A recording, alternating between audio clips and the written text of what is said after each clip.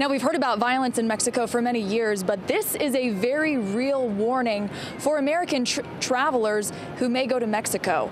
Now, we know in Mexico, this new alert says homicide rates are increasing in places like Cancun and Cozumel and Playa del Carmen.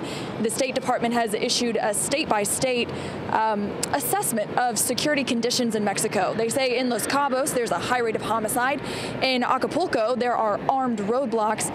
In Cancun and Cozumel and Playa del Carmen, there's a new warning about shootings involving members of organized crime. Now, I just spoke with a traveler who went to Mexico back in May and says he saw a lot of armed guards there, but to him, that actually made him feel safer. And he says this advisory would probably make him think twice, but he would probably still end up going to Mexico. It heightens my awareness. It doesn't necessarily want to make me discouraged from going to those places. I would just be a little more cautious when I go. Most of the tourist places that we go to, we don't usually leave the resort. We usually pretty much stay in the resort area. We don't usually venture out to the city. We feel pretty safe.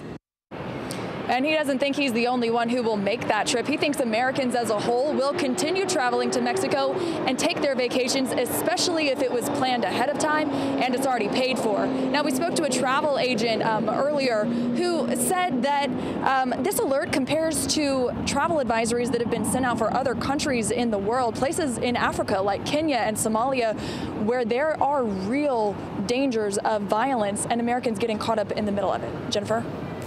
Christy, quick question for you. Is the violence actually targeted at tourists, or is this just kind of happening as they're on their trips? It doesn't seem to be targeted directly towards the tourists. What seems to be happening is a turf war between organized crime groups. And what happens is, since it's happening in those popular tourist areas, they seem to just be innocent bystanders that get caught up in the middle of it. All right, Christy, thank you so much. You may recall that Cancun, Cozumel, and Playa del Carmen are the same areas recently hit with a warning about tainted alcohol. Earlier this month, Mexican authorities raided 31 resorts, shutting down several hotel bars. They also confiscated 10,000 gallons of bootleg liquor. Several travelers reported having blackouts after just a moderate amount of alcohol at all-inclusive resorts.